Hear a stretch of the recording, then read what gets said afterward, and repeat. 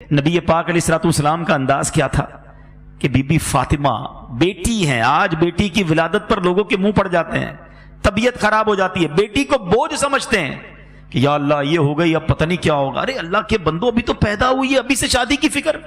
جس رب نے بیٹی دی ہے وہی انتظام کرے گا نا، وہ خالق ہے، وہ مالک ہے، وہ رازق ہے۔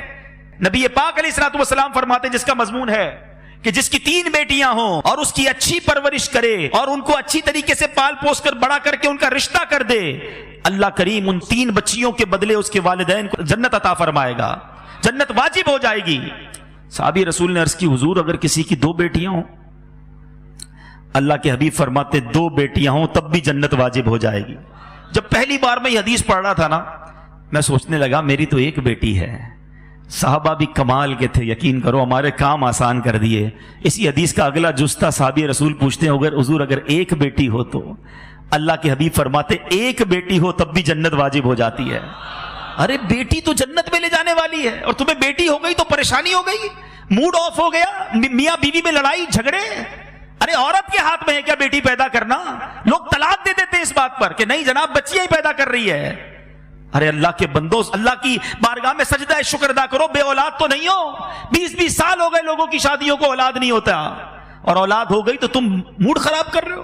نبی پاک علیہ السلام کا اپنی صاحبزادی سے انداز کیا تھا، بلکہ ایک پہلے حدیث سن لو، ان تمام لوگوں کے لیے زبردست چوٹ ہے۔ اللہ کے حبیب فرماتے بیٹیوں کو برا نہ کہو، حدیث پاک کا مضمون ہے بیٹیوں کو برا نہ کہو کہ بے شک میں بھی بیٹیوں والا ہوں۔ اللہ کے حبیب نے اپنے آپ کو صلی اللہ علیہ وسلم بیٹیوں والا کہا، اور فرمایا یہ تو ماں باپ کے لیے بڑی محبت والیاں ہوتی ہیں۔ اور میرے میٹھے اسلامی بھائیوں، نبی پاک کا کیا ایٹیٹیوڈ تھا۔ خاتون جنت بی بی فاطمہ، نبی پاک اگر بیٹھے ہوتے اور بی بی فاطمہ آتی تو نبی پاک کھڑے ہو جاتے، بیٹی کے لیے کھڑے ہو جاتے، اپنی بیٹی کا ہاتھ چومتے۔